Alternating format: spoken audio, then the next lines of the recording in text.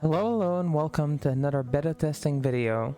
Today we're going to talk about the Sorceress. That was the third character that I chose to play. And yeah, we went through a day of testing, I think 7.5 hours or so. And then I did a little bit more testing afterwards on my own. So yeah, let's talk about the Sorceress. So generally the changes to Sorceress in terms of practical skill changes, we had a change to Nova synergies, getting 1% more per synergy, meaning a total of 40 total points of enhanced lightning damage. Nova as well got 1 point per synergy, that's also 40% total. We had a slight change to Cold Enchant and to Fire Enchant, getting more bonus damage. This is mostly going to be used for teams and like team situations. You don't really use this by yourself. Some people will play the Enchant Sorc, but this is not going to be a very relevant change to most people, so I'm not going to cover it here. And other changes we got for Sorceress are for Hydras. Whereas Hydras over here, they got like more splash radius increase for them, and their synergies were reduced. So they used to be more damage, so now they do less damage but more splash. And we'll see how that played out. And other than that, I think Blizzard was the only skill that changed for the cold tree. It got 2% more synergies. Oh, 2% more cold damage per synergy. That's a total of 80 points. So that's a pretty significant bump for Blizzard, and it also got radius increase, so it's a little bit bigger. So we'll see how that plays out as well. In terms of items for Sorc, she got a new cold and fire enchant. Oh, sorry, just fire enchant. Little mace. It's a wand, but it looks like a mace. I'm not going to be using it in this video, so I'm not going to cover it. She also got bumps to Talrasha. Talrasha was buffed slightly in terms of magic finding.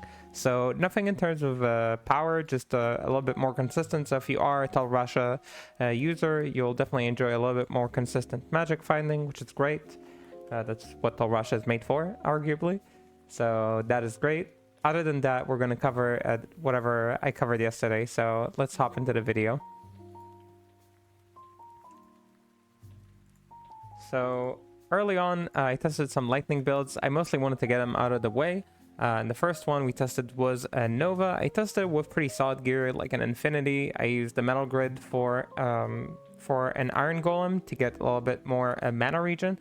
And this build still has mana issues, like casting 25 mana per Nova is kind of difficult to sustain. But something that is important to remember is some classes are affected more by the lack of slams, and Sorc is definitely one of them. She really needs those like mana after each kill slams to get going on some builds. Like, she's really missing them, and you want your sockets to be used for facets and not jewels.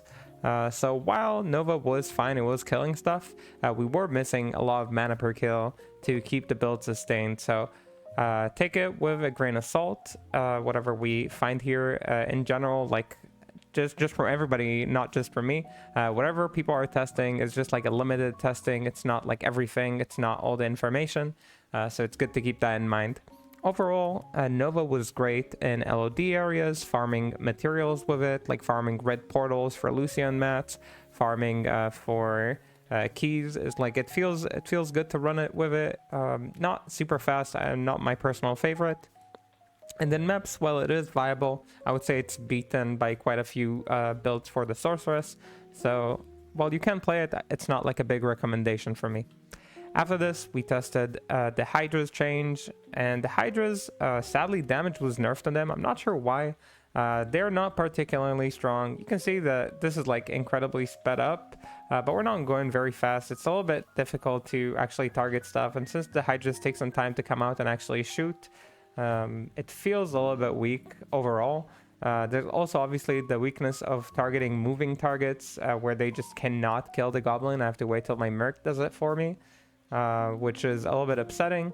That was a cool goblin though, right? Getting all these like infused orbs. That was the first, I think, goblin that I got. After running that, I ran Combustion. Now, Combustion was not changed by any means. I just wanted to test it with a few gear options that I wanted to look into for Season 11. Combustion was always a solid mapper. It was nerfed in Season 10 already. And I think it's in a solid position. I understand why they're not touching on it anymore, and it would feel like pretty bad, but if it would be back on top, then it would be scary again. Overall, the build is fine, it's viable. It's not crazy fast, but you can see where we kind of went through half of Ancestral in about 3 minutes, which is a pretty solid time to clear an Ancestral trial. So it's kind of up to you. If you like Combustion, if you've played it before, you can definitely go for it. If you don't like it, then it is what it is. You need to spam a lot more fireballs now to actually get anything going. So you do need to keep that in mind. But yeah, definitely a strong build. A little bit expensive maybe, but definitely strong. After that, we wanted to test Blizzard, and Blizzard is not commonly used for mapping. It's only used for LOD areas. So I first wanted to test it, and we ran a bunch of chaos runs with the goal of doing a sub 1 minute chaos run on relatively budget gear. So this is very budget gear what we're using. We estimated it in less than a ghoul rune and no skillers used or anything. So we're basically like popping seals and clearing the packs, and then we're hopping to kill Diablo. And as you can see, you need to let your mercenary kill Lord of Sights because he's called immune. The mercenary is using an insight rune ward. Again, very cheap kind of gear, nothing too crazy. And you can see that Blizzard now feels very, very nice to clear areas like CS. I don't know why Venom Lord is not dead there.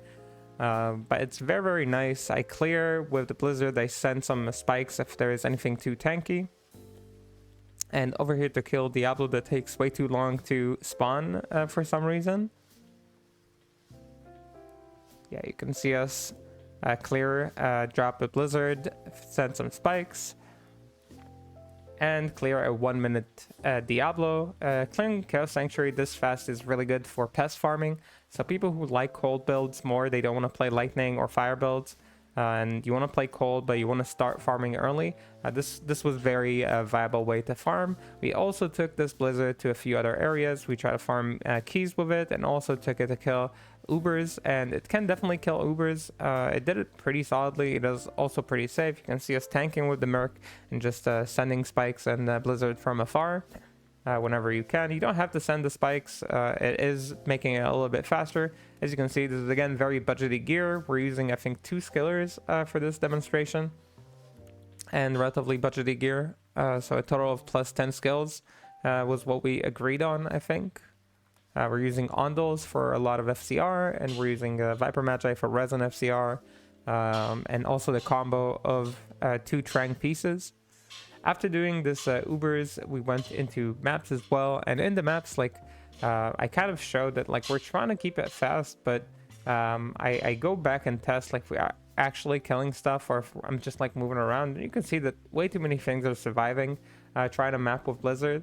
So generally speaking, I wouldn't transition with this build into maps. Once you want to start mapping, I would swap to something else. If you're in the cold skill tree and you already kind of put points into like cold in terms of like investment, like skillers, things like that, I would definitely go into either Forb or Frost Nova. Both of them are amazing builds for mapping, so you can definitely rely on them. So we go ahead and test lightning bolts as well, and I tested lightning bolts in LOD areas like red portals, Chaos Sanctuary, and Terror key farming. I didn't test all the keys, just one type of key. As you can see, it is okay. It's not amazing.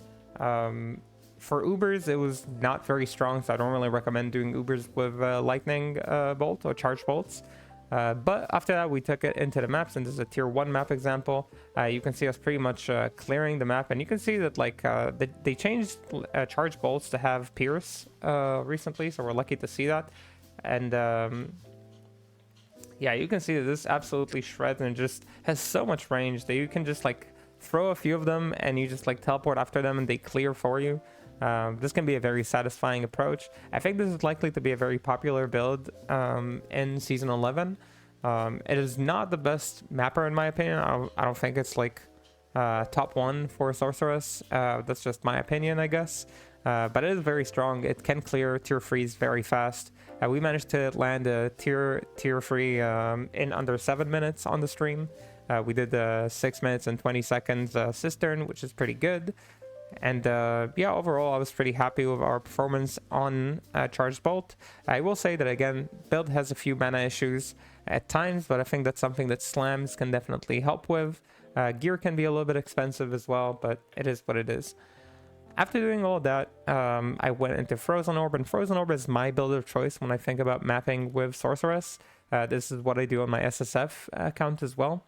I'm not planning to play Sorc this season, so I'm saying this with all of the neutrality in the world. I do think this is the best mapper for Sorc. I see that a few other more popular maybe content creators than me are not really pushing this build. I don't know if it's because they're keeping it to themselves or because they legitimately don't think it's that good. But here I demonstrate like a very fast mapping pace with the Frozen Orb. I do similar things on my SSF with way more budget approaches, so I definitely trust that you can do this on a budget as well. But once you push this build really far, it becomes this monster mapper in my opinion. You basically throw down an orb and it kills everything in its path. You teleport into where the orb is going, making it a little bit safer. You kill bosses very easily as well. Not to mention that you can do declone, Rathma, and Ubers with this incredibly easy. I've done that on the Season 10 experience. This build was not touched. Technically, it is even perceived to be nerfed because Nightwing and Death Fathom was nerfed. But I run this build with Mangsong and not with Death Fathoms. So that kind of like doesn't feel like I'm affected. And I run Kira's and I don't run Nightwings. So for me, it doesn't feel like a nerf personally. But I get why some people view it as a nerfed build and maybe think that it is weaker. But you can just see like this speed is not something that is easy to replicate. We are full clearing this sewers. I did other maps as well that I'm not going to show here because it's going to take too long, but this is a 3-minute sewers. 3-minute sewers is not something to laugh at pretty much. I'm running here like an approach of like level 82, I think. I don't remember what level. Oh no, level 85, but I think we didn't use all of our skill points for like actually damage. We put points in the teleport, and yeah, but level 85 Ubers with pretty budgety gear approach. I'll go over this soon in like in the other tab. Like I'll show you guys what gear I was kind of using to do this, but the main deal is like using Ondos, 30 FCR armor, and the 50 FCR benefit from Trang's helmet and Trang's gloves. So that pretty much gives you 180 FCR, and then you can get the rest of it on the rings or on an amulet, a belt, whatever you find. But that's the way you kind of get 200 FCR, which is like the main key to how you do so much damage early on with the Frozen Orb on a budget. It only needs 194, but like 200 is for the teleport to be faster. So I think I kept the entire Uber approach. This is an incredibly budgety Uber. So just to show that like Forb is very, very strong for Ubers. See that I kept myself traveling around. Maybe I wanted to show the full thing. Maybe I think sometimes people see only the part where I kill the Ubers and they want to see the entire fight. So here the one time that I actually show it. Yeah, drag out. You don't want to fight them at the same time. It's really important to drag them out. If you see me teleport away, it's mostly to just despawn the Bale copy. Over here you can see I'm using a lower resist stick to lower the resists of Bale. And then I just try to stand in a position where I can just throw a ton of them. Mephisto sadly tries to hop into the action. And yeah, that's very uncomfortable, so we obviously drag him away. And then we kill Mephisto first. Generally speaking, the only thing I think is important is to kill Diablo last. Whichever one you kill first, it doesn't really matter as long as you make sure to separate them. Low resist, throw some Forbs, and you can see it's incredibly safe. You just have your Merc tank for you as much as you can. If he dies, not a problem. You can kill him even without the Merc, but you can't keep the Merc safe. I was just talking to the chatters, I think, and lost attention as I often do. So we go ahead, that's the first part, kill Mephisto. Then we go back to Bale, now it's way safer to kill him. Make sure to low resist him and try to throw as many Forbs as you can. I like standing with my back to the wall, so the pushback from the cold wave is not terrible. As you can see, we're absolutely melting him with like a really low level approach. Not many plus skills or anything crazy like that.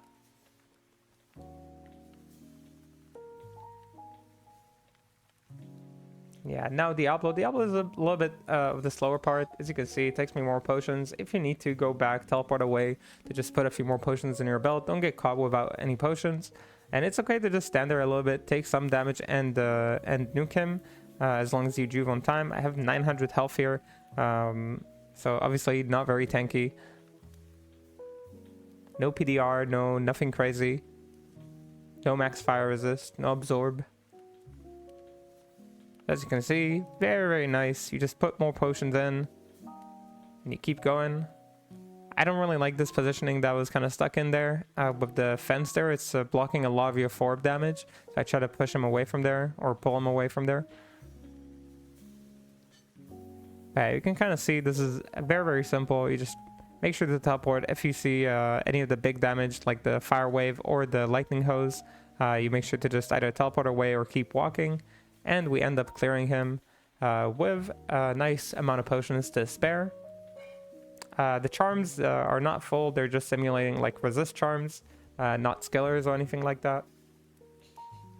And yeah, that was what we did with our first day of testing. So overall, I would say the best day one Uber and mapper... the best day one Uber was Forb for me. So this kind of correction to my rags to riches where I said Meteor is the best. Meteor is very good too. You can do Meteor, but Frozen Orb felt a little bit better. The setup that I was using, like my budgety setup, used an Ondals, a Viper Magi armor for resist and FCR. I used the Triangle's combination for 50 FCR. I used a lower resist stick. I used the Grim Mark. Is just a crafted Sorceress amulet. It has half freeze on it.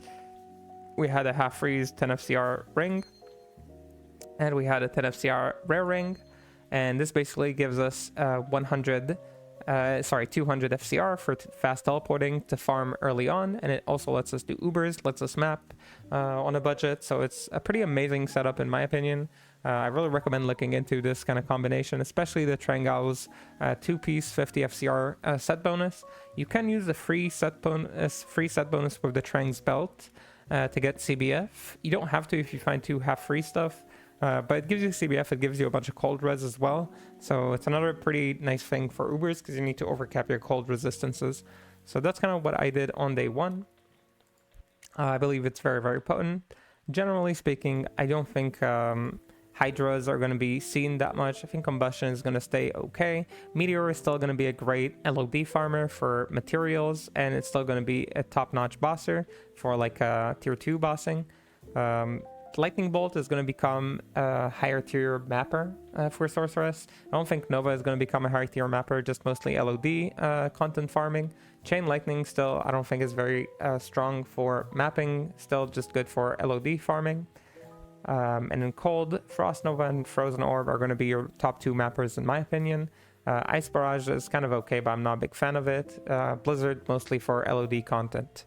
So that's kind of my summary of the Sorc, things you should look out for, this budgety approach to high FCR and farming. Generally speaking, Ashuda was nerfed. We tested it. It is still fine. It now doesn't give as much Pierce, but honestly, you don't need as much Pierce on your GG setups because you're breaking 100 Pierce anyway. So the nerf is pretty small for Ashudas. I don't think it's like a big issue. And you can probably manage it. With that said, I hope everybody enjoyed their time on the Sorceress. If you enjoyed this content, make sure to drop a like and subscribe. It helps the channel grow and it makes me very happy, which is everybody's goal here, hopefully. And yeah, I hope you have a good whatever you're having. Enjoy your season 11, and I'll see you in the next stream or in the next video. Next one is going to be about the Barbarian. He won the poll. Make sure to keep voting if you want your character to be the next in line. I think currently it's Amazon that is next in line after Barbarian, but that will be, that will be decided on the day. So with that said, I'll see you in the next stream or the next video, and bye.